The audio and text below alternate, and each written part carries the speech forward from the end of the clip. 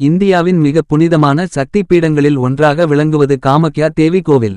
இந்த கோவில் அசாம் மாநிலத்தின் குவாஹட்டி நகரில் உள்ள நிலாசல் மலையில் அமைந்துள்ளது. பராசக்தியின் சக்தி மிக அதிகமாக இருப்பதாக பக்தர்கள் நம்பும் இந்த இடம் இந்தியா முழுவதும் உள்ள பக்தர்களை ஈர்க்கும் ஒரு முக்கிய தெய்வீக தலமாகும். புராணங்களில் கூறப்படுவதுபடி தட்சன் நடத்திய யாகத்தில் ஏற்பட்ட அவமானத்தால் சதி தேவி தன்னை தானே யாக குண்டத்தில் அர்ப்பணித்துக் கொண்டார். அதனால் துக்கத்தில் ஆழ்ந்த சிவபெருமான் சதி தேவியின் உடலை தூக்கிக் கொண்டு பிரபஞ்சம் முழுவதும் அலைந்தார். உலகத்தின் சமநிலையை காக்க விஷ்ணு பகவான் தனது சுதர்ஷன சக்கரத்தை பயன்படுத்தி சதி தேவியின் உடலை பல பகுதிகளாக பிரித்தார். அந்த உடல் பாகங்கள் பூமியில் பல இடங்களில் விழுந்தன. அவ்வாறு சதி தேவியின் யோனி பகுதி விழுந்ததாக நம்பப்படும் புனித தலம் தான் காமக்யா கோவில்.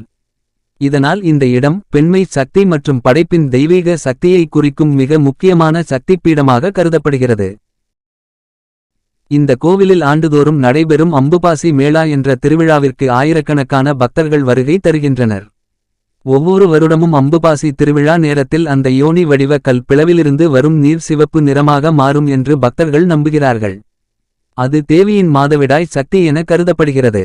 அதனால் காமக்யா தேவியின் உண்மையான உருவம் சிலை அல்ல, பூமியில் உள்ள இயற்கையான யோனி வடிவ கல் பிளவு. பராசக்தியின் அருள் நிறைந்த இந்த காமக்யா கோவிலை தரிசிப்பதால் வாழ்வில் வளமும் ஆன்மீக சக்தியும் கிடைக்கும் என்று பக்தர்கள் நம்புகின்றனர்.